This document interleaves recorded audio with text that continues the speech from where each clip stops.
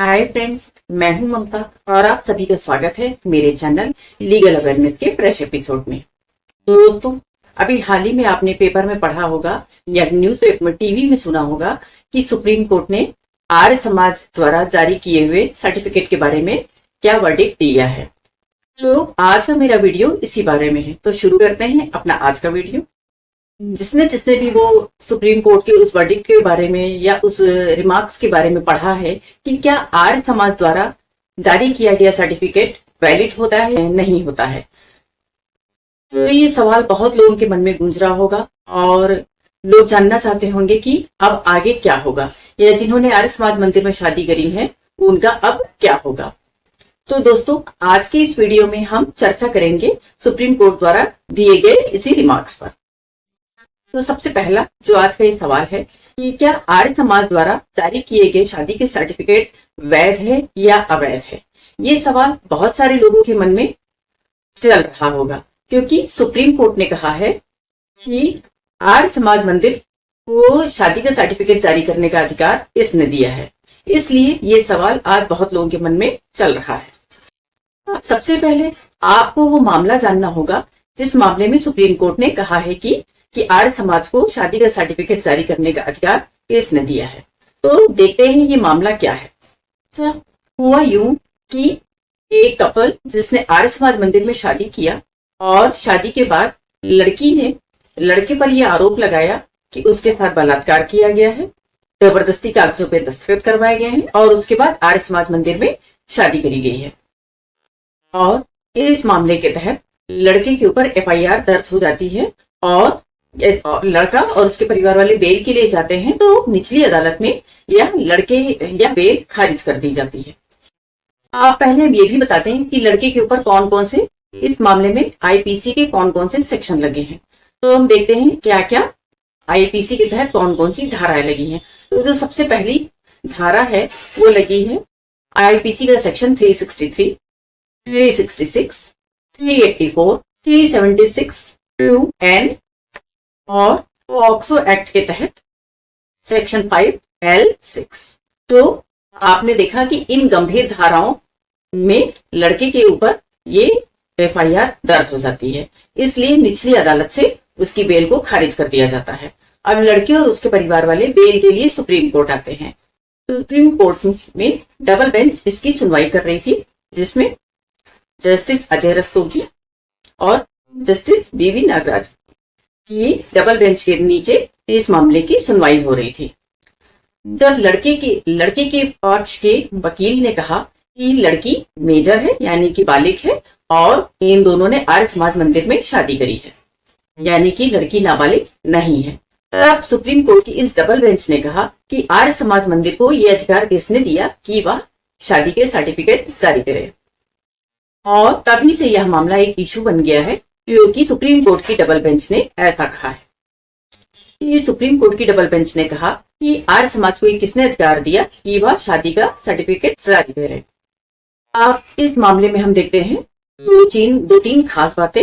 सबसे पहले तो नाबालिग बता के एफआईआर थाने पे रजिस्टर करी गई और बहुत ही गंभीर सेक्शन में एफआईआर दर्ज हुई और पॉक्सो की भी धाराएं लगी।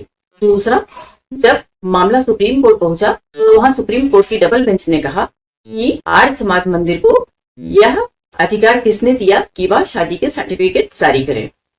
और अब सुप्रीम कोर्ट के इस वक्तव्य के आधार पर ही आपके मन में सवाल आया होगा कि क्या आर्य समाज मंदिर शादी का सर्टिफिकेट जारी कर सकते हैं या नहीं। तो इस मामले को समझने के लिए हम एक दो मामले और देखते हैं। तो सबसे पहले हम देखते हैं कि इलाहाबाद हाई कोर्ट ने प्रयागराज एसएसपी को कहा कि वह किंडरगंज में संतोष कुमार शास्त्री के द्वारा चलाए जा रहे आर्य समाज मंदिर में जो शादियां हो रही हैं उसकी जांच करें।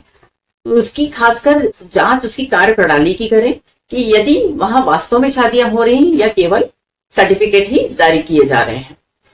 इसलिए यह मामला और भी हाईलाइट हो गया है कि आर्य समाज को शादी का सर्टिफिकेट इशू करने का अधिकार है या नहीं है।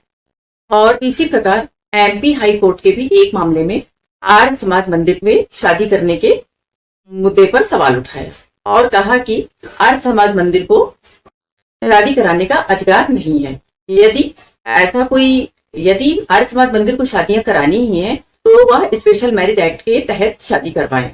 इस आदेश के खिलाफ कई लोग सुप्रीम कोर्ट गए और जहां पे स्टे ले लिया, यानी कि इस मामले का भी आदेश आने वाला है। तो ये है आर्य समाज की शादियों के उठे हुए महत्वपूर्ण मामले। अब हम देखते हैं वास्तव में समस्या है क्या और किसके साथ समस्या होने वाली है। तो सबसे पहला, जिनकी शादी हो चुकी है उनको परेशान और घबराने की कोई बात नहीं है, क्योंकि उनके लिए ऐसी कोई भी समस्या नहीं है। दूसरा, ये समझना पड़ेगा कि फर्जी आर्य समाज मंदिर और जेन्युइन आर्य समाज मंदिर क्या है। अच्छा, क्या होता है वास्तव में कि कई बार जो कपल होते हैं वो आर्य समाज मंदिर में शादी कर लेते हैं और बहुत बार फीस ना देनी पड़े या कोर्ट के चक्कर ना लगाने पड़े, इस वजह से अपनी शादी कोर्ट में रजिस्टर नहीं कराते हैं। और हमने ये भी देखा है कि कपल कहीं भी किसी भी आर्य समाज मंदिर में शादी कर लेते हैं और सर्टिफिकेट प्राप्त कर लेते हैं और उसको बाद में रजिस्टर नहीं कराते हैं, या डर से कह लें या फिर पैसे ना होने की वजह से कह लें, ज्यादातर शादियां रजिस्टर नहीं करा लेते हैं। और अगर आपको ऐसा लगता है कि आर्य समाज के प्रतिनिधि जो मंदिर चला रहे हैं, जो शादियां करा रहे हैं, उनपे सवाल उठ रहे हैं, तो ऐसा नहीं है। जो आर्य समाज के ट्रस्ट के द्वारा भी जो शादियां कराई जा रही हैं, ये सवाल उन पर भी उठ रहे हैं।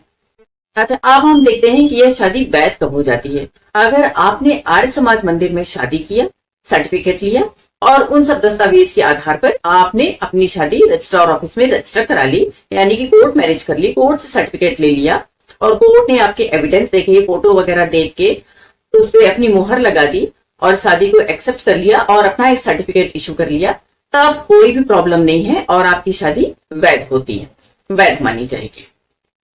लेकिन अगर आपने सिर्फ आर्य समाज मंदिर में शादी कराई है तो वो शादी वैध नहीं मानी जाएगी। आर्य समाज मंदिर में शादी कराने के बाद आपको कोर्ट में रजिस्टर करानी पड़ेगी शादी, तब आपकी शादी वैध मानी जाएगी।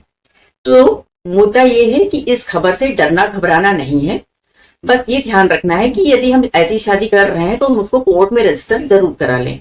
या हमने किसी भी पद्धति से शादी करी है, किसी भी तरीके से शादी करी है, आर्य समाज में करी हो या सनातनी धर्म में करी हो या घर वालों की मर्जी से शादी करी हो या किसी भी धर्म की शादी करी हो, अगर हमने उसको कोर्ट में रजिस्टर करा लिया है, रजिस्ट्रार ऑफिस में रजिस्टर करा लिया है, तो वो शादी वैध हो जाती है और किसी प्रकार का उसमें डरने और घबराने की जरूरत नहीं है। तो ये थी मेरी आज की जानकारी। उम्मीद है सुप्रीम कोर्ट के इस वक्तव्य से आपका डर कुछ कम हुआ होगा। और हाँ, प्लीज मेरे वीडियो को लाइक, सब्सक्राइब और शेयर करना बिल्कुल भी ना भूलें और तब तक अपना ध्यान रखें। Thank you.